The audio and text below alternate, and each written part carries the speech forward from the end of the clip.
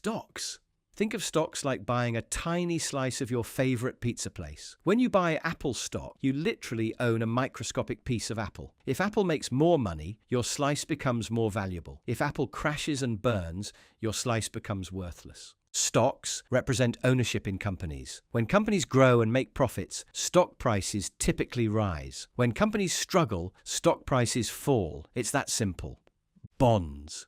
Bonds are basically IOUs with interest. You lend money to a government or company, and they promise to pay you back with extra money on top. It's like being the bank instead of the borrower. The government needs to build roads. They sell bonds. Apple wants to expand. They sell bonds. You buy the bond, they use your money, and they pay you back with interest over time. Bonds are generally safer than stocks, but offer lower returns. They provide steady, predictable income, which is why they're called fixed income investments. ETFs, exchange traded funds. ETFs are like buying a basket of investments instead of picking them one by one. Want to own pieces of the top 500 companies. Instead of buying 500 different stocks, you buy one ETF that contains all of them. ETFs trade on the stock market just like individual stocks, but each share represents ownership in dozens or hundreds of different investments. It's instant diversification in one purchase. ETFs can track anything, the entire stock market, specific industries, international markets, or even commodities like gold. They're like mutual funds that trade like stocks.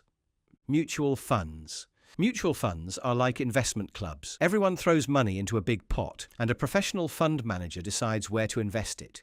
You own a piece of everything the fund buys. The difference between mutual funds and ETFs. Mutual funds are actively managed by humans trying to beat the market. ETFs usually just copy an index automatically. Mutual funds typically have higher fees because you're paying for professional management. Whether that management is worth the extra cost is debatable.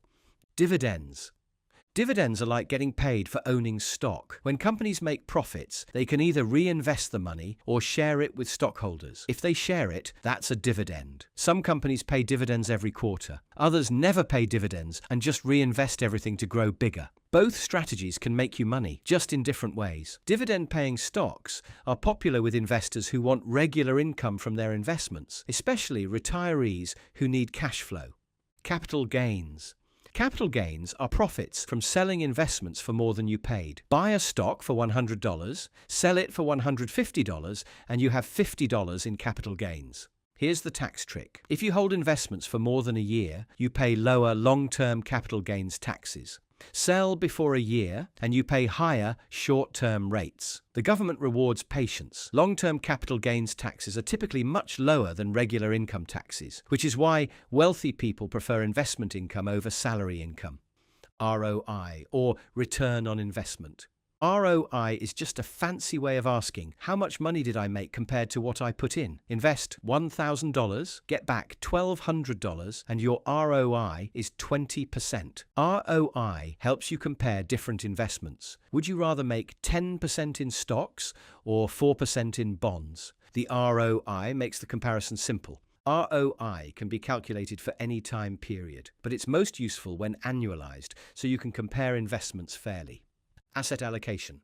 Asset allocation is how you divide your money between different types of investments. Maybe 60% stocks, 30% bonds, 10% cash. It's your investment recipe. Young people can handle more risk, so they might put 90% in stocks. Older people need stability, so they might only put 40% in stocks. Asset allocation is arguably more important than picking individual investments. The right mix can reduce risk while maintaining growth potential.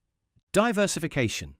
Diversification means not putting all your eggs in one basket. Own one stock and it crashes, you lose everything. Own 100 stocks and one crashes, you barely notice. Diversification works across industries, countries, and asset types. When tech stocks fall, maybe energy stocks rise. When US markets struggle, maybe international markets thrive. Diversification is the only free lunch in investing. You can reduce risk without sacrificing returns by spreading investments across uncorrelated assets. Bull market. A bull market is when stock prices are rising and everyone feels optimistic. Bulls attack by thrusting upward with their horns, so rising markets are bullish. Bull markets can last months or years. During bull markets, people get overconfident and start thinking stocks only go up. That's usually when things get dangerous. Bull markets are characterized by rising prices, strong economic growth, and investor optimism. They typically last longer than bear markets. Bear market. A bear market is when stock prices fall 20% or more from recent highs. Bears attack by swiping downward, so falling markets are bearish. Bear markets are scary, but they're also opportunities. Everything goes on sale. The investors who buy during bear markets often make the most money long term. Bear markets are painful but temporary. Every bear market in history has eventually ended, and markets have reached new highs. Expense ratio. The expense ratio is how much a fund charges you per year. A 0.5% expense ratio means they take $50 for every $10,000 you invest. Fees might seem small, but they compound over time. A 1% difference in fees can cost you hundreds of thousands of dollars over decades. Expense ratios are one of the best predictors of investment success. Lower fees mean more money stays in your pocket to compound over time. Index fund. Index funds are like investment autopilot. Instead of trying to pick winning stocks, they just buy everything in a specific index like the S&P 500. Index funds don't try to beat the market, they just match it. And here's the crazy part. Most actively managed funds fail to beat simple index funds over time. Index funds typically have very low fees and consistently match market returns. They're boring, but boring often wins in investing. Compound interest. Compound interest is when your money makes money, and then that money makes money. It's like a snowball rolling downhill, getting bigger and faster. Time is compound interest's best friend.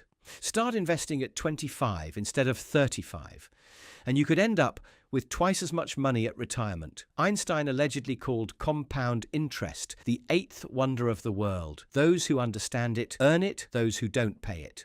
Market capitalization. Market cap is a company's total value. Take the stock price and multiply by the number of shares. Apple, at $150 per share, with 16 billion shares, has a $2.4 trillion market cap. Companies are grouped by size: small cap, mid cap, and large cap. Large cap companies are typically safer but grow slower. Small cap companies are riskier but can grow faster. Market cap helps investors understand what they're buying. A $10 billion company and a $1 trillion company behave very differently. P/E ratio, price to earnings. The P/E ratio tells you how much investors are willing to pay for each dollar of company earnings. A stock at $100 with $5 in earnings per share has a P/E of 20. High P/E ratios mean investors expect fast growth. Low P/E ratios might mean the company is undervalued or struggling. It's like comparing expensive restaurants to cheap ones. P/E ratios help determine if a stock is expensive or cheap relative to its earnings. But like all metrics, they need context to be useful. These 16 terms are your investment vocabulary. Master them, and you'll never again nod along pretending to understand what your financial advisor is saying. Investing isn't about getting rich quick. It's about understanding these fundamentals and letting time and compound interest do the heavy lifting. Start with index funds. Keep fees low, diversify broadly, and stay consistent. Because the difference between your friend who made $20,000 sleeping and your friend who lost everything isn't luck. It's understanding exactly what these terms mean and how to use them.